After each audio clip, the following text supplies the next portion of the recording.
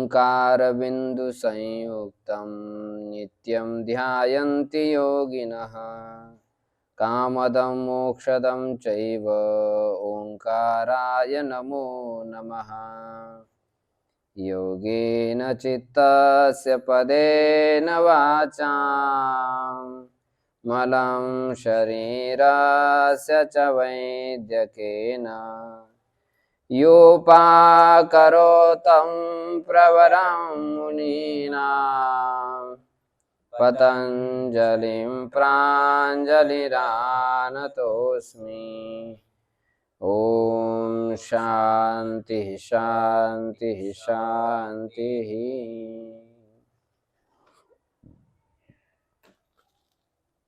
कल के पाठ में विवेकी पुरुषों के लिए सब कुछ संसार दुखमय है, दुख रूप से उसको प्रतीत होता है, यह बताया। यह संसार किस कारणों से दुखमय है, उन कारणों की आलोचना विवेचन कल किया। संस्कार ताप परिणाम दुखैर गुणवृत्ति विरोधाच। परिणाम ताप और संस्कार दुखों के कारण और गुणवृत्ति का विरोध या गुणवृत्ति का विरोध होने के कारण यह संसार समझदार के लिए दुखमय है। तो इसका विशेष विवेचन व्यास महर्षि ने भाष्य में किया। इस दुख का मूल कारण तो अविद्या ही है। अविद्या से उत्पन्न प्रकृति और पुरुष का जो संयोग है, वो संयोग साक्षात दुख का कारण है। तो जैसा आयुर्वेद शास्त्र 4 विभाग वाला कहा गया है,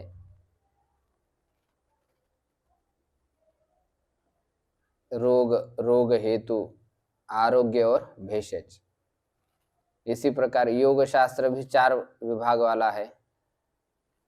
हेय हेतु, हान और हान उपाय। हेय का अर्थ है दुख, हेय हेतु का अर्थ दुख का हेतु, हान माने मोक्ष और हान उपाय माने मोक्ष का उपाय। तो चतुर विभाग वाला यह शास्त्र कहा गया है। तो उसमें से जो पहला विभाग है हानम, हेयम, हेय का अर्थ दुख है। जो दुख 3 कालों में होते हैं, अतीत, वर्तमान और भविष्यत। तो अतीत दुख तो हमने भोग ही लिया है, अब वो दुख का स्मरण एक रह सकता है। वर्तमान दुख तो भोग ही रहे हैं, भविष्य दुख आगे आने वाला है। तो 3 प्रकार के दुख है। तो कौन से दुख का निराकरण करना है, कौन सा दुख त्याज्य है, इसको अभी यहाँ पर स्पष्ट कर रहे हैं कि हेयम दुखम अनागतम। त्याज्य दुख अनागत ही है, जो भविष्यकालीन दुख है वही त्याग करने योग्य है, उसका ही त्याग किया जा सकता है। भाष्य में महर्षि व्यास जी स्पष्ट कर रहे, दुखम अतीतम उपभोगेन अतिवाहितम। जो भूतकालीन दुख है उसको तो हमने उपभोग के द्वारा नष्ट कर दिया है, उसको भोग करके खत्म कर दिया है। इसलिए न हेय पक्षे वर्तते, इसलिए अतीत जो दुख है वह त्याज्य कोटि में है ही नहीं। तो फिर वर्तमान दुख, वर्तमानम च स्वक्षणे भोगारूढ़म। वर्तमान दुख अभी अपने क्षण में भोग के लिए आरूढ़ है, भोग के लिए उपस्थित है। इसलिए वर्तमान दुख से अव्यवहित उत्तर क्षण वाला दुख, उसका भी हम त्याग कर सकते, लेकिन वर्तमान दुख का त्याग नहीं कर सकते हैं, उसको तो भोगना ही पड़ेगा। इति न तत्क्षणांतरे हेयताम आपद्यते। इसलिए वर्तमान दुख उसी क्षण में हेयता को माने त्याज्यता को प्राप्त नहीं हो सकता है। वर्तमान का त्याग, वर्तमान दुख का त्याग नहीं किया जा सकता। दोनों दुख का त्याग नहीं किया जा सकता है, एक तो भोग लिया है, वर्तमान दुख भोग ही रहे हैं, द्वितीय क्षण में वह रहता ही नहीं, तो उसका त्याग कैसा होगा? तो कौन से दुख का नाश करना चाहिए? तस्माद यदेव अनागतम दुखम तदेव अक्षिपात्र कल्पम योगिनम कृष्णाति। तो इसलिए सिद्ध हुआ कि जो अनागत दुख है वही अक्षिपात्र कल्प, चक्षुर गोलक के समान योगी को क्लिश्नाति माने दुख देता है। नेतरम प्रतिपत्तारम, अन्य जनों को वह दुख क्लेश नहीं देता है।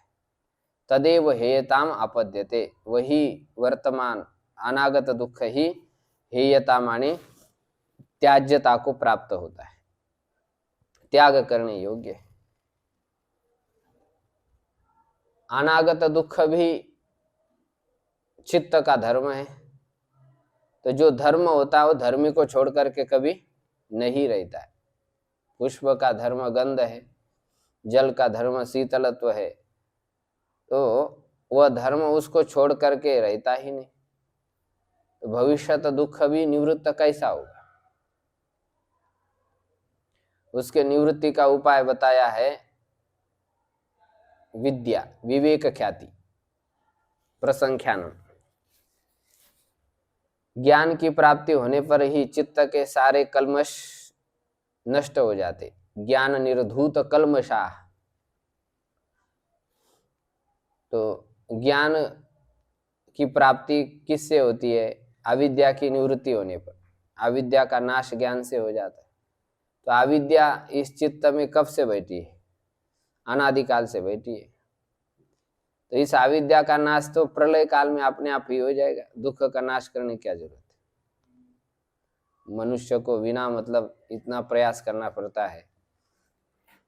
सर्ग से आरंभ करके मृत्यु पर्यंत वो अविद्या मनुष्य के साथ में ही रहती है।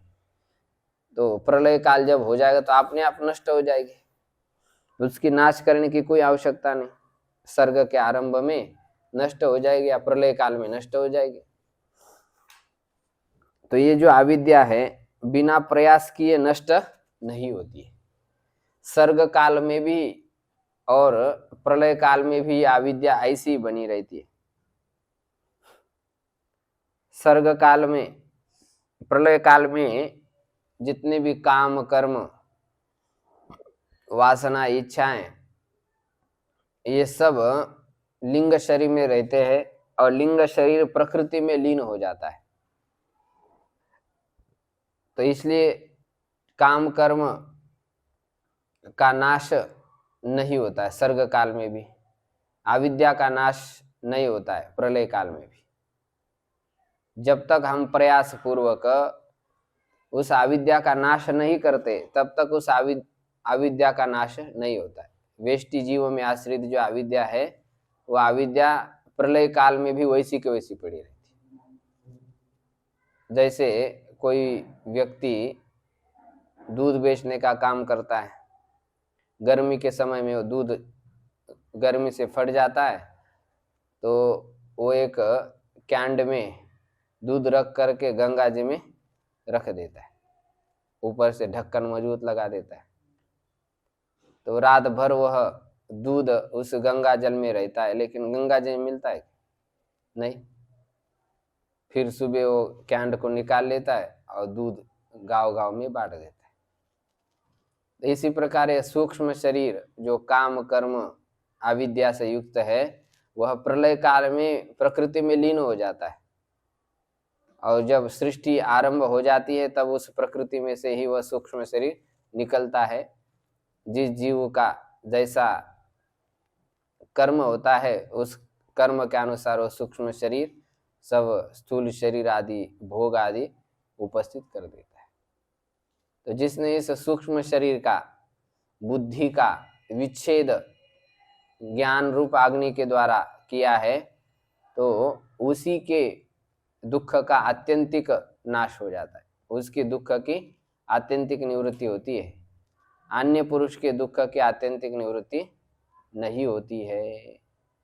इसलिए दुख की निवृत्ति प्रयास पूर्वक ही करनी पड़ती मनुष्य। ऐसे ही कोई अकस्मात हो जाएगा, कोई जरूरत नहीं, कुछ भाग्य में होगा तो अपने आप ही निवृत्त हो जाए, ऐसा नहीं। उस दुख के निवृत्ति के लिए प्रयास करना पड़ता है। इसलिए हेयम, दुख को क्या कहा गया है? हेय, वो त्याग करने योग्य है। अनागत दुख त्याग करने योग्य है। ठीक है, ये तो सिद्ध हो गया, हेय समझ में आ गया। जो अनागत कालीन, भविष्यत कालीन जो दुख है उसका ही नाश करना है। वर्तमान कालीन दुख का नाश नहीं हो पाता है, भविष्यत कालीन दुख तो भोग दिया है, इसलिए उसका भी नाश नहीं होता। तो इस दुख का कारण क्या है, अभी इसको आप स्पष्ट करें। यस्माद् यदेवं हेयम इति उच्यते तस्यैव कारणं प्रतिनिर्दिश्यते। यस्माद् यदेवं हेयम, इसलिए जिसे आपने हेय कहा गया है, तो तस्यैव कारणं प्रतिनिर्दिश्यते, उसी हेय दुख का जो कारण है उसको अभी निर्देशित किया जा रहा है, सूचित किया जा रहा है। 17वें सूत्र में उस दुख के कारण को निर्देशित कर रहे हैं। द्रष्टृ दृश्ययोः संयोगो हेय हेतुः।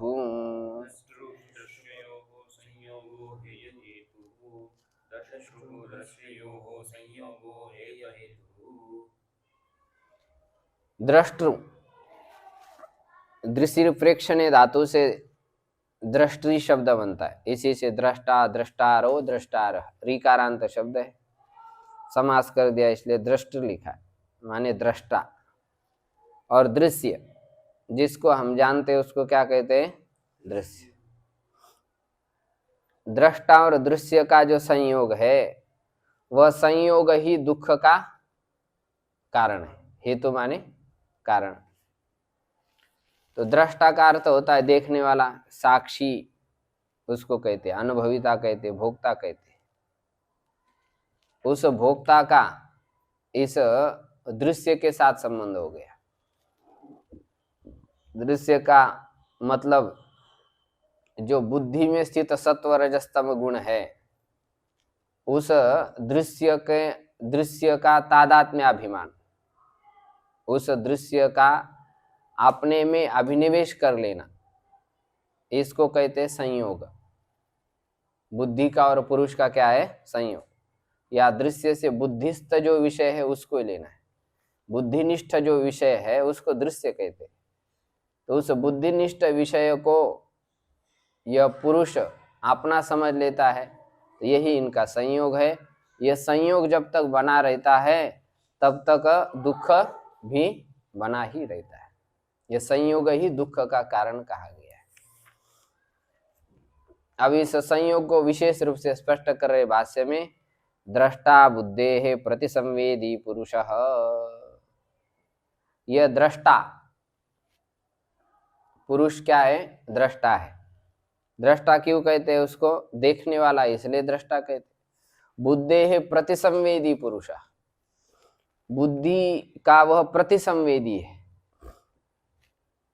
पहले संवेदन को समझना पड़ेगा तभी प्रतिसंवेदन समझ में आएगा। ध्वनि को समझ लेंगे तो प्रतिध्वनि समझ में आ जाएगी। संवेदन किसको कहते हैं? जड़ बुद्धि जब चैतन्य पुरुष का प्रतिबिंब प्राप्त कर लेती है तब वह विषयों के आकार के रूप में परिणत हो जाती है। सुखाकार, दुखाकार, लोभाकार, क्रोधाकार, इस आकार की बुद्धि हो जाती। जिस विषय का दर्शन नेत्र इंद्रिय से होता है, श्रवण इंद्रिय से जिस शब्दों को हम सुनते हैं, उन सभी विषयों के आकार के रूप में बुद्धि क्या हो जाती है? परिणत हो जाती है। इसको हम कहते हैं संवेदन। और उसी संवेदन को पुरुष जान लेता है, इसलिए पुरुष को कहेंगे प्रतिसंवेद। वो संवेदन को जानता है इसलिए उसका नाम प्रतिसंवेदी। ध्वनि जब होती है और उसका एक दूसरा ध्वनि हो जाती है तो उसको हम क्या कहते हैं? प्रतिध्वनि कहते हैं। ऐसा बुद्धि में संवेदन होता है। बुद्धि ही चैतन्य के प्रतिबिंब को प्राप्त करके, पुरुष के प्रतिबिंब को प्राप्त करके कभी सात्विक गुण के आकार की, कभी राजस, कभी तामस। इन वृत्तियों वाली बुद्धि होती है, और उस बुद्धि के आकार को पुरुष अपने में अभिनिवेश कर लेता है, तो पुरुष को क्या कहते हैं? प्रतिसंवेदी कहते हैं। दृष्टा बुद्धेः प्रतिसंवेदी पुरुषः। दृष्टा बुद्धि का प्रतिसंवेदी पुरुष है, माने बुद्धिस्थ विषयों को अपने में अभिनिवेश करता है। तो यही बुद्धि का पुरुष के साथ संयोग है। अब बुद्धि का पुरुष के साथ जो संयोग है वह भी कोई घट और रस्सी का जैसा संयोग होता है, ऐसा नहीं। वो भी काल्पनिक संयोग है, वैचारिक स्तर पर। क्योंकि संयोग होने के लिए कोई स्थान चाहिए, कोई ऐसी मूर्त वस्तु चाहिए। पुरुष और बुद्धि दोनों भी कोई मूर्त तो है ही नहीं जिससे कि उनका संयोग हो जाए। पुरुष सर्वव्यापी है, सीमातीत है, उसका कोई एक विशेष स्थान नहीं है जिससे कि उसका बुद्धि के साथ संयोग हो जाए। लेकिन ये जो संयोग है ये वैचारिक संयोग है। बुद्धि का और पुरुष का संयोग माना हुआ संबंध वैचारिक संबंध है। ऐसा कोई वो एक स्थूल पदार्थ नहीं है जिससे हम उसको कह सके कि ये संयोग। मन के स्वरूप को ही एक मूर्त स्वरूप हम नहीं दे पाते कि ये इदम इत्थम मन है, ऐसा नहीं समझ पाते। तो ऐसा ही बुद्धि और पुरुष का संयोग भी वैचारिक स्तर पर है, वो कोई ऐसा एक मूर्त पदार्थ नहीं है, कल्पना मात्र है। उस कल्पना की निवृत्ति हो जाना ही दुख के कारण की निवृत्ति कही गई है। तो दृष्टा आप समझ गए कि बुद्धिस्थ प्रतिबिंबित विषयों का जो प्रकाशन करने वाला, अभिमान करने वाला जो पुरुष है उसको दृष्टा कहते हैं। अब दृश्य कौन है उसको आगे समझा रहे।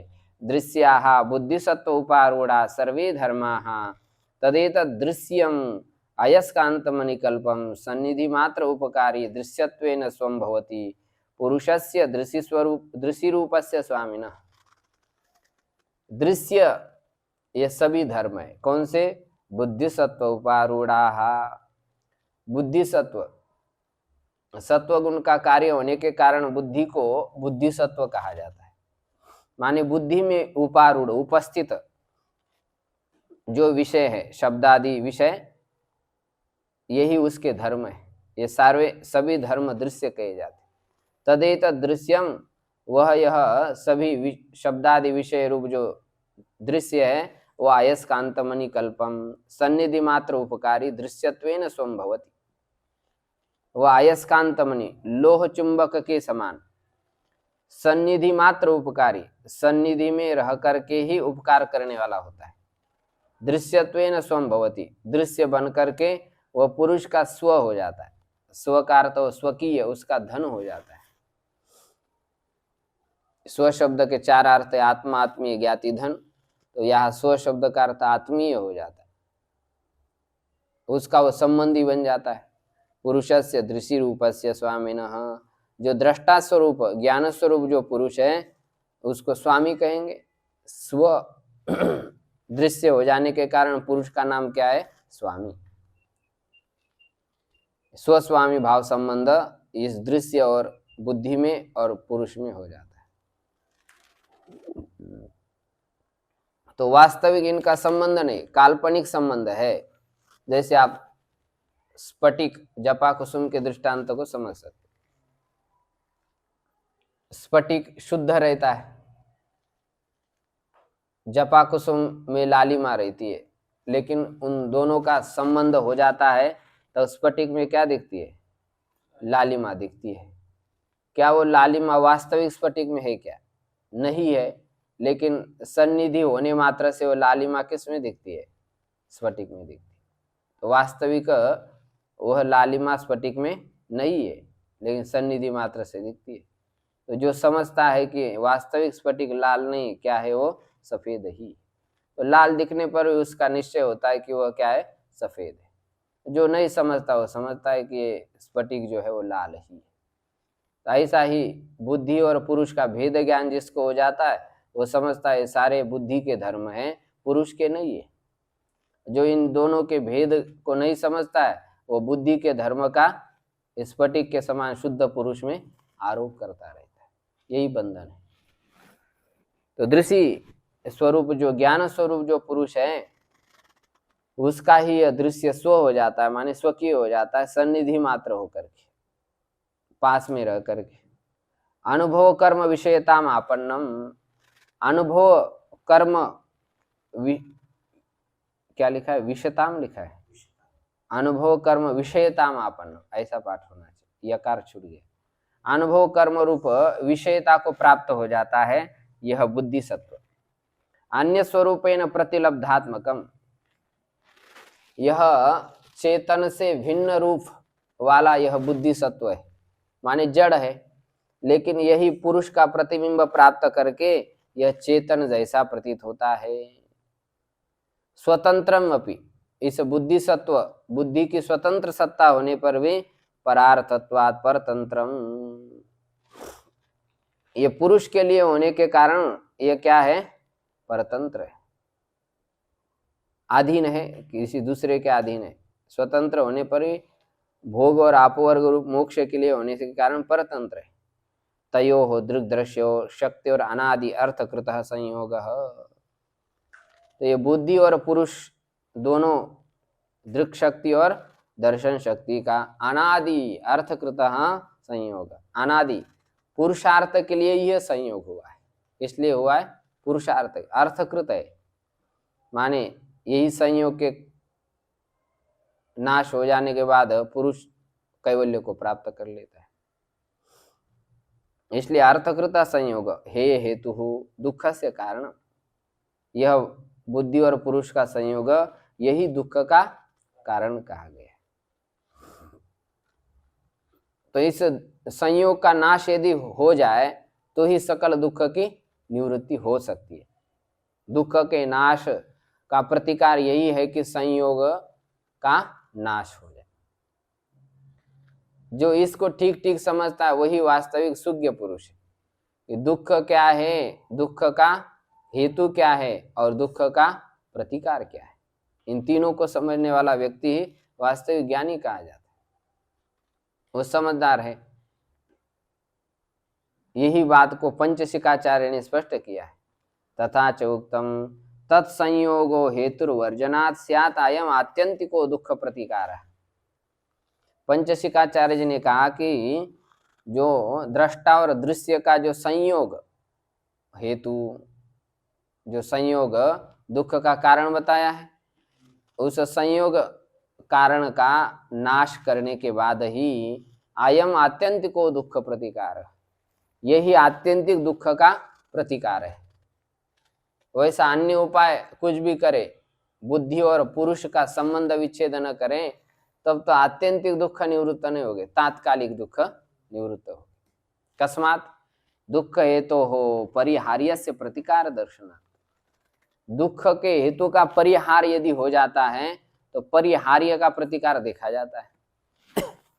दुख के कारण की आपने निवृत्ति कर दी तो फिर दुख मिलेगा क्या, नहीं मिलेगा। रोग जिससे हो रहा है उसको ही आपने रोक दिया।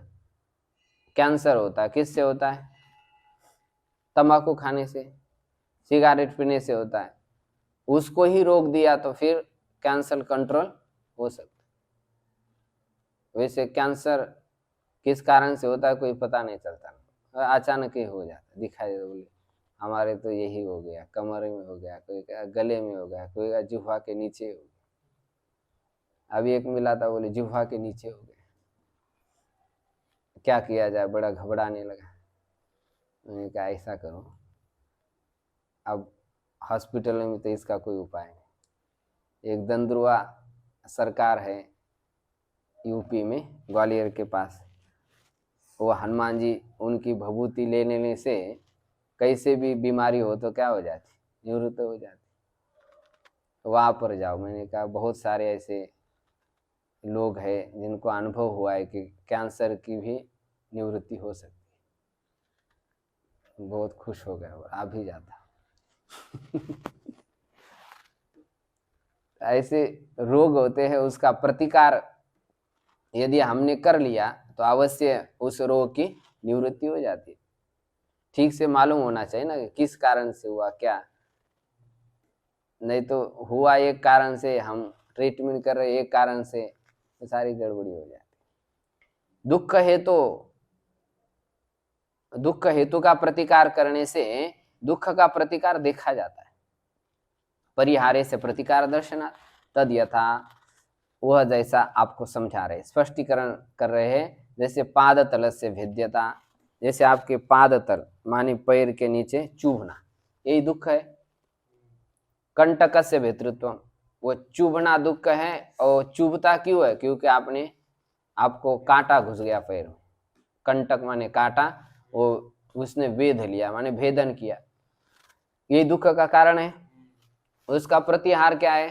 कंटकस्य पाद अनधिष्ठानम, उसका परिहार यही है कि आप कांटे के ऊपर पैर न रखें। यदि कांटे के ऊपर पैर रखना है तो क्या करना पड़ेगा? पादत्राण व्यवहितेन वाधिष्ठानम, पैर में पादत्राण पहन लीजिए और फिर कांटे पर कंकड़ पर पैर रखे तो कोई दिक्कत थोड़ी है। बढ़िया मजबूत जूते पहन लिया तो कोई कांटा नहीं चुभता है ना कंकड़ चुभता है, तो दुख का प्रतिकार हुआ कि नहीं हुआ?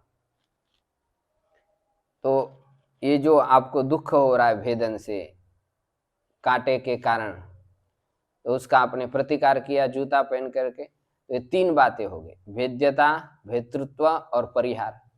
एतत्रयं यो वेद लोके सतत्र प्रतिकारम आरभमानो भेदजम दुखम नाप्नोति।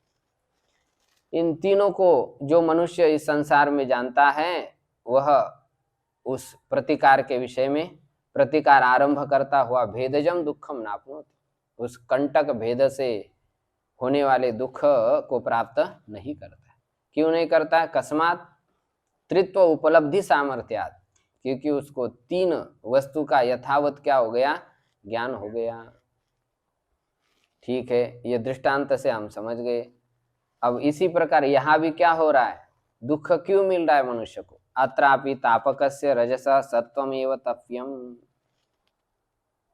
यहाँ पर तपाने वाला कौन है हमको? रजोगुण है। कौन है? और तप्त कौन हो रहा है? सत्वगुण। कौन हो रहा है? सत्वगुण तप्त हो रहा है। और तपाने वाला कौन है? रजोगुण है। तापकस्य रजसा सत्वमेव तप्यम, कस्मात् सत्वगुण क्यों तप्त होता है? वो क्यों दुखी होता है? तपी क्रियाया कर्मस्तत्वात्, वो तपी क्रिया का कर्म बनता है। वह्नि ग्रामम दहति, या दहन क्रिया का कर्म कौन है? ग्रामम। और जलाने वाला कौन है? वह्नि। वह्नि ही ग्रामम दहति। ये सेंटेंस समझ में आ रहा है? वह्नि करता है, ग्रामम कर्म है और दहति क्रिया है। तो दहति क्रिया का कर्म कौन है? ग्रामम। और कर्ता कौन है? वह्नि है। तो वह्नि यह करता है और दहन ये क्रिया है। दहन क्रिया का कर्म हो गया गांव, तो वो तप्त हो रहा है अग्नि रूप कर्ता के द्वारा। तो ये तापक यहाँ पर रजोगुण है और उसका कर्म है सत्वगुण। तो तपी क्रिया या कर्मस्तत्वात्, तपन क्रिया का यह कर्म है सत्वगुण। सत्वे कर्मणि तपी क्रिया न अपरिणामिणी निष्क्रिय क्षेत्रज्ञ। जो सत्वगुण कर्म बन रहा है तपन क्रिया का, उसमें ही यह क्रिया हो रही तपने की। न अपरिणामिनी निष्क्रिय क्षेत्रज्ञ, अपरिणामी निष्क्रिय क्षेत्रज्ञ आत्मा में नहीं हो रही। वो तो अपरिणामी है, तब तो होता है सत्वगुण ही होता है, वही दुखी होता है। माने बुद्धि में स्थित जो सत्वगुण है वही रजोगुण के बढ़ने पर क्या हो जाता है? तप्त हो जाता है, उदासीन हो जाता है। पुरुष तप्त नहीं होता, पुरुष तो अपरिणामी है। पुरुष अपरिणामी कैसा? वो यदि अपरिणामी है तो सत्वगुण के तप्त होने पर वो तो तप्त होता हुआ नहीं दिखना चाहिए, लेकिन पुरुष ही दुखी दिखता है। भले ही बुद्धि हमारी सत्वगुणात्मिका तप्त हो गई है, लेकिन पुरुष दुखी दिखता है। कह रहे इसी कारण दर्शित विषयत्वात् सत्वे तु तप्यमाने तदाकार अनुरोधी पुरुषो अनुतप्यते। दर्शित विषयत्वात्, बुद्धिस्थ विषयों का यह पुरुष प्रकाशन करता है। प्रकाशन करने के कारण यह सत्वे तु तप्यमाने, सत्वगुण तप्त हो जाने पर तद आकार अनुरोधी, पुरुष जो है वह उस सत्वगुण के आकार का अनुरोधी हो जाता है, उसके जैसा अपना स्वरूप समझता है, तो इसलिए पुरुषो अनुतप्यते, इसलिए पुरुष क्या हो जाता है, तप्त हो जाता है। वस्तुतः वैसा उसका स्वरूप है। पुरंजन उपाख्यान में पुरंजन जब पुरंजनी से विवाह कर लेता है तो पुरंजनी जैसा करती है वैसा पुरंजन करता है। पुरंजनी रोती है तो पुरंजन रोता है, पुरंजनी नाचती है तो पुरंजन नाचता है। हमारे पास ये पुरंजनी क्या है, बुद्धि है। तो बुद्धि जैसा जैसा करती है वैसा पुरंजन करता है। बुद्धि बहुत सूक्ष्म हो गई तो अपने को बड़ा सूक्ष्म समझता है, बुद्धि मंद हो गई तो अपने को मंद समझता है। ये सारे जितने भी धर्म है, सुख दुख, हर्षित होना, क्रोधी होना, लोभी होना, ये सारे के सारे धर्म बुद्धि के हैं। लेकिन इस बुद्धि के धर्मों को यथावत न समझने के कारण पुरुष सोचता है मैं ही वैसा हूँ, लेकिन पुरुष वैसा नहीं है। ये सारे धर्म किसके, बुद्धि के। ये यदि ठीक से समझ लिया तब तो फिर दुख कोई होगा ही। जब दूसरे को दुख हो जाता है तब उस समय हम दुखी हो जाते क्या? नहीं होते। उसकी कष्ट है तो उसको ही भोगना पड़ता है। ऐसे बुद्धि को इतना निर्लिप्त रूप से जब पुरुष देख लेता है तभी पुरुष के दुख का नाश हो जाता है, अन्यथा नाश नहीं होता। दोनों का तादात्म्य संबंध बना रहता है ना, तो यही तादात्म्य संबंध ही दुख का कारण है।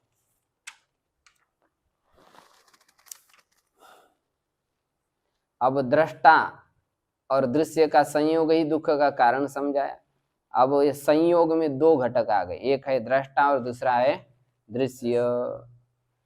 अब इसमें दृश्य स्वरूप को स्पष्ट कर रहे आगे कि दृश्य क्या चीज है। दृश्य स्वरूपम उच्यते, दृश्य का स्वरूप अब कहा जा रहा है। प्रकाश क्रिया स्थितिशीलम भूतेन्द्रियात्मकम भोगापवर्गार्थम दृश्यम। प्रकाश क्रिया स्थितिशीलम भूतेन्द्रियात्मकम भोगापवर्गार्थम दृश्यम। प्रकाश क्रिया स्थितिशीलम भूतेन्द्रियात्मकम भोगापवर्गार्थम दृश्यम। प्रकाश क्रिया स्थितिशीलम, प्रकाश स्वभाव, क्रिया स्वभाव और स्थिति स्वभाव। शील का अर्थ स्वभाव है। यह दृश्य इस स्वभाव वाला है क्योंकि उसमें सत्व रजस तमस तीनों गुण है। तो तीनों गुणों के स्वभाव ये क्रमशः बताए, प्रकाश स्वभाव, क्रिया स्वभाव और स्थिति स्वभाव वाला दृश्य। भूतेन्द्रियात्मकम, भूत आकाश आदि पंचक और इंद्रिय एकादश बताइए। तो भूत और इंद्रियात्मक, इंद्रिय स्वरूप यह दृश्य है। भोगापवर्गार्थम, भोग और अपवर्ग के लिए यह दृश्य बताया गया है। माने एक तरफ है सत्व रजस्तम तीनों गुण और एक तरफ है पुरुष। दो ही तो पदार्थ है संसार में, एक आत्मा और दूसरी अनात्मा। उसको कहते हैं योग दर्शन में, उसको ही पुरुष और दृश्य कहते हैं। प्रकृति भी कह सकते हैं। दो ही पदार्थ है। तो पदार्थ किन किन रूपों में किस किस स्वभाव से रहते हैं, बस उसी को यहाँ पर स्पष्ट किया। दृश्य का स्वरूप स्पष्ट बताया। ये दृश्य प्रकाश क्रिया स्थितिशील भूत इंद्रिया स्वरूप वाला और भोग और अपवर्ग के लिए है। तो ये गुणत्रय ही क्या है, दृश्य है। ये इस रूप में परिणत रहता है, ये स्पष्ट कर रहे हैं। प्रकाशशीलम सत्वम, सत्वगुण प्रकाश स्वभाव वाला है। क्रियाशीलम रजः स्थितिशीलम तमः, क्रियाशील रजोगुण है, स्थिति स्वभाव वाला तमोगुण।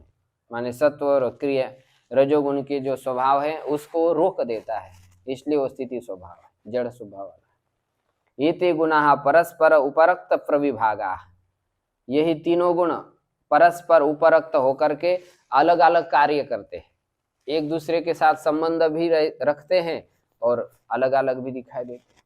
संयोग विभाग धर्मानः, संयोग और विभाग धर्म वाले, इतर इतर उपाय आश्रय न उपार्जित मृतय, एक दूसरे के आश्रित रह करके ये अपने अपने स्वरूप को प्रकट कर लेते हैं। परस्पर अंगांगित्वेन अपि असंभिन्न शक्ति प्रविभागा, एक दूसरे का अंगांगी भाव को प्राप्त होकर के असंभिन्न शक्ति प्रविभागा, या अभिन्न शक्ति वाले होकर के भी प्रविभक्त स्वभाव वाले होते हैं।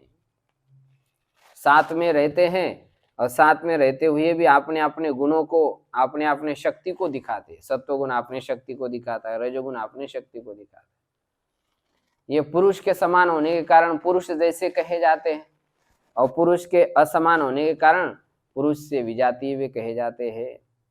तुल्य जातीय अतुल्य जातीय शक्ति भेद अनुपातिना, पुरुष के समान सूक्ष्म है, स्वच्छ है, इसलिए पुरुष जैसे ये गुण कहे जाते हैं। और पुरुष से विपरीत स्वभाव वाले भी है ये, इसलिए अतुल्य जातीय शक्ति विशेष का ये अनुसरण करने वाले।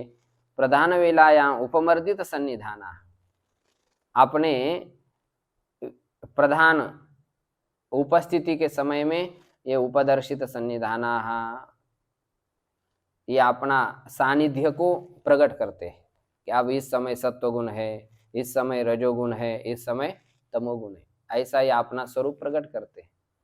गुणत्वेपि च व्यापार मात्रेण प्रधानांतर अनुमित अस्तिता, गौण रूप से रहने पर भी व्यापार मात्रेण, व्यापार के द्वारा, अपने कार्य के द्वारा प्रधान अंतर्नित अनुमित अस्तिता, प्रधान गुणों के अंतर्गत इनका अस्तित्व अनुमित हो जाता है। सत्वगुण यदि विशेष रूप से प्रकट हो गया है तो उसी सत्वगुण के अंतर्गत रजोगुण तमोगुण का अस्तित्व अनुमित हो जाता है। पुरुषार्थ कर्तव्यतया प्रयुक्त सामर्थ्य, इन गुणों के द्वारा पुरुषार्थ की सिद्धि करनी है। भोग और आपोवर्ग को पुरुषार्थ करते हैं, इस पुरुषार्थ की सिद्धि के लिए प्रयुक्त सामर्थ्य, या अपना सामर्थ्य प्रयुक्त करने वाले। सन्निधि मात्र उपकारिणः अयस्कांतम निकल्पा, सन्निधि मात्र रह कर के उपकार करने वाले यह लोह चुंबक के समान है। जैसे लोह चुंबक सन्निधि मात्र रह कर के लोहे को हिलाता है, तो इसी प्रकार ये सन्निधि मात्र रह कर के पुरुष का दृश्य बन जाते, पुरुष के भोग्य बन जाते, पुरुष इनका भोक्ता बनता है। भोक्ता का मतलब प्रकाशन भर करता है। प्रत्ययम अंतरेण एकतमस्य वृत्तिम अनुवर्तमाना, ये जो गुण होते हैं ये अपने अपने स्वभाव को न छोड़ते हुए किसी एक गुणों का जो है अनुसरण करते हैं, तब उस समय एकतमस्य वृत्तिम अनुवर्तमाना प्रधान शब्द वाचा भवन्ति, इनको प्रधान शब्द से कहा जाता है। वैसे प्रधान क्या चीज है? सत्व रजस तमस तीनों गुणों की साम्य अवस्था को प्रधान कहते हैं। वैसा प्रधान ये सब कुछ संसारी है, अलग से कुछ नहीं कहा जा सकता। ये जो वस्तु दिख रही है इसको भी प्रधान कहते हैं। सब कुछ संसार क्या है? प्रधान ही है, क्योंकि सत्व रजस तमस तीनों से अतिरिक्त तो कोई पदार्थ है ही नहीं है। लेकिन ये प्रधान का स्थूल स्वरूप है और एक स्वरूप है सूक्ष्म स्वरूप, जो कि दृष्टि का विषय होता ही नहीं, केवल उसका अस्तित्व कार्य से अनुमित होता है। तो ये प्रधान शब्द से भी इनको कहा जाता है। यद्यपि प्रधान उसको कहते हैं कि जो सत्व रजस तमस तीनों गुणों की जो साम्य अवस्था उसको प्रधान कहते हैं, लेकिन उसी प्रधान का एक कार्य होने के कारण इसी विशेष अभिव्यक्त गुणों को भी प्रधान शब्द के द्वारा कहा जाता है। एतद् दृश्यम, यह दृश्य वर्ग कहा जाता है। तदेतद् दृश्यम भूतेन्द्रियात्मकम, यह दृश्य भूत और इंद्रियात्मक, भूत और इंद्रिय रूप में प्रकृति से महत से अहंकार पैदा होता है। क्या पैदा होता है? अहंकार पैदा होता है। और अहंकार तीन रूप का है, सात्विक राजस और तामस, तीन रूप का है। तो सात्विक अहंकार से इंद्रिया, राजस अहंकार से कर्म इंद्रिया प्राण, और तामस अहंकार से भूत पैदा होते। तो ये जो दृश्य है भूत इंद्रियात्मकम, भूत और इंद्रिय स्वरूप वाला, भूत भावेन पृथ्वी आदिना स्थूल सूक्ष्म स्थूलेन परिणमते। भूत भाव माने भूत रूप से, माने पृथ्वी आदि ना, पृथ्वी आदि के रूप में सूक्ष्म स्थूलेन परिणमते, सूक्ष्म स्थूल रूप से परिणत हो जाता। सूक्ष्म है पंचतन मात्रा और स्थूल है ये भौतिक जो भूत है, इस रूप से वह दृश्य परिणत हो जाता है। तथा इंद्रिय भावेन श्रोत्रादिना, इसी प्रकार इंद्रिय रूप से श्रोत्र आदि ज्ञान इंद्रिय सूक्ष्म स्थूल भावेन, सूक्ष्म पंच तन्मात्रा रूप से और स्थूल जो इस रूप में अभिव्यक्त हो, गोलक के रूप में, गोलक में स्थिति रूप से अभिव्यक्त हो जाते। तत्तु न प्रयोजनम, तो व्यर्थ ही परिणत होते हैं क्या इन भूत और इंद्रिय के रूप में यह दृश्य? तो कहा नहीं, अपितु प्रयोजनम उररीकृत्य प्रवर्तते, अपितु प्रयोजन को स्वीकार करके ही यह दृश्य भूत और इंद्रिय के रूप में क्या होते हैं? परिणत होते हैं। प्रवर्तते इति भोगापवर्गार्थम ही तदृश्यम पुरुषस्य, इसलिए भोग और अपवर्ग के लिए ही वह दृश्य पुरुष का होता है। पुरुष को भोग देता है, पुरुष को अपवर्ग देता है कौन? यह दृश्य ही। तो भोग और अपवर्ग किसको कहते? तत्र इष्ट अनिष्ट गुण स्वरूपावधारणम अविभागापन्नम भोगः। भोग कहते इष्ट अनिष्ट गुण स्वरूप का अवधारण करके उसके अभिन्नता को प्राप्त हो जाना, इसको कहते भोग। माने बुद्धि में क्या हुआ? सुख हुआ, दुख हुआ, उस सुख दुख के गुणों का स्वरूप निश्चय करके उसके समान पुरुष का हो जाना, समान जैसा पुरुष का हो जाना, इसको कहते भोग। और अपवर्ग क्या है? भोक्तु स्वरूपावधारणम अपवर्ग। भोक्तु स्वरूप, जो भोक्ता जो आत्मा पुरुष है उसके स्वरूप का अवधारण कर लेना, निश्चय कर लेना, इसको कहते हैं अपवर्ग। मोक्ष कहते हैं इति द्वयोः अतिरिक्तम अन्य दर्शनम नास्ति, दृश्य और दृष्टा से अतिरिक्त और कोई तीसरा दर्शन नहीं है, ज्ञान नहीं है। वास्तविक ज्ञान यही है। गीता जी में भगवान ने यही कहा कि क्षेत्र क्षेत्र ज्ञेयो और ज्ञानम यत्तस् ज्ञानमतम मम। क्षेत्र क्षेत्रज्ञ का जो ज्ञान है वास्तविक वही ज्ञान है, बाकी सब अज्ञान ही कहे जाते हैं।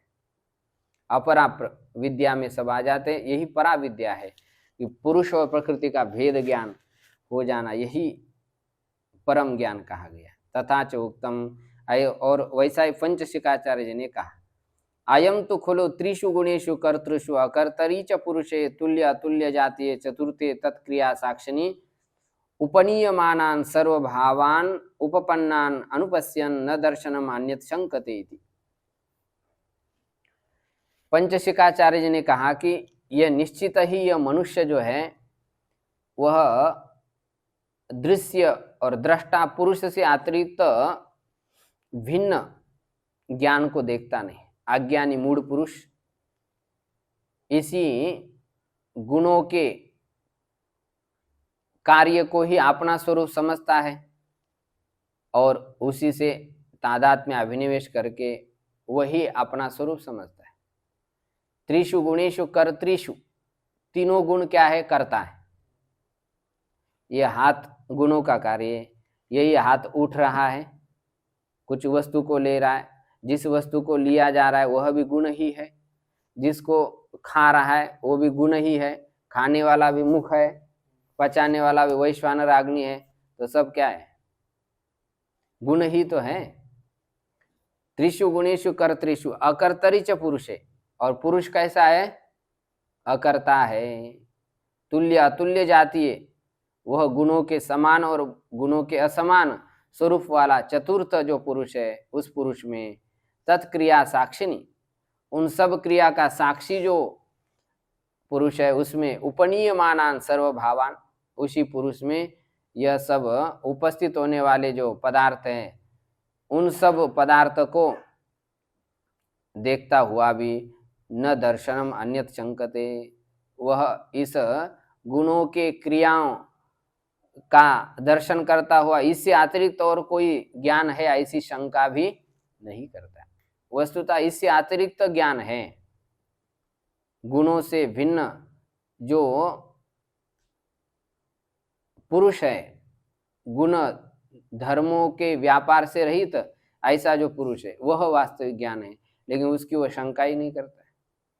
तव ये तो भोगापवर्गो बुद्धिकृतो बुद्धो एव वर्तमानो कथम पुरुषे व्यपदिश्यते इति। तो वे दोनों भोग और अपवर्ग बुद्धिकृतो, बुद्धि में ही स्थित है। बुद्धो वर्तमानो, बुद्धि में स्थित कथम पुरुषे व्यपदिश्यते। तो पुरुष के लिए भोग और अपवर्ग, पुरुष का ही भोग पुरुष का ही मोक्ष, ऐसा कैसा कहा जाता है? वही दृष्टांत से समझा रहे हैं। यथाच जयः पराजयो वा योद्धृषु वर्तमानः स्वामिनी व्यपदिश्यते। जैसे जय पराजय होती है योद्धाओं में, लेकिन व्यपदेश कथन किस में होता है? स्वामी में हो जाता है। सीमा पर सैनिक लोग लड़ाई कर रहे हैं, वही हार रहे हैं, जय को प्राप्त हो रहे हैं, लेकिन जय उनके स्वामी की कही जाती है।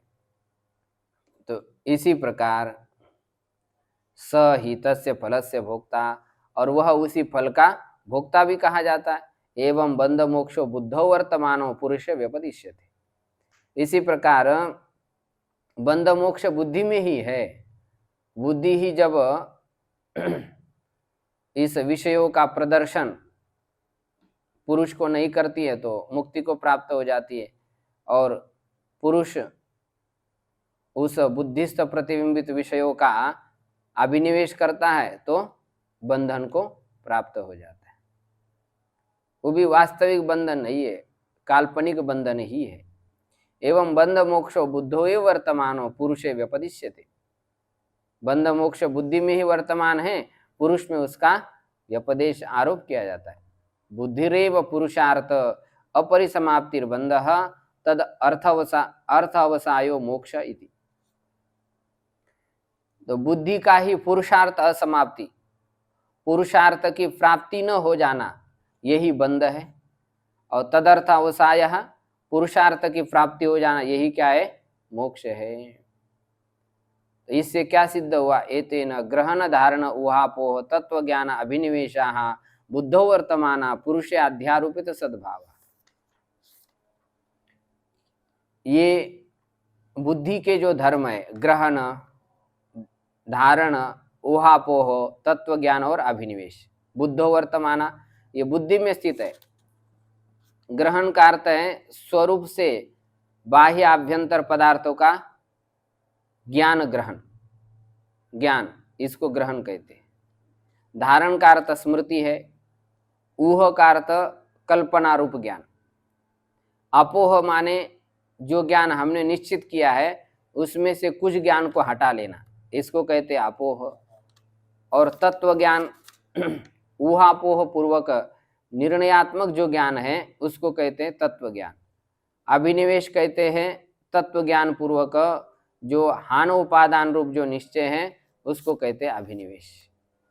तो ये ग्रहण धारण ऊहापोह तत्व ज्ञान और अभिनिवेश ये किस में रहते हैं? बुद्धि में ही रहते हैं। पुरुषे अध्यारोपित सद्भावा, पुरुष में इनका आरोपित सद्भाव है, माने इनका अस्तित्व आरोपित किया हो गया है। वास्तविक पुरुष में ग्रहण धारण ऊहापोह तत्व ज्ञान आदि है ही। स ही तत्फल से भोक्ता। जब तक उस बुद्धिस्त धर्मों का आरोप होता है पुरुष में, तब तक वो पुरुष उस फल का भोक्ता ऐसा कहा जाता है। वास्तविक पुरुष उसका भोक्ता भी नहीं है। तो इस आरोपित धर्म का जब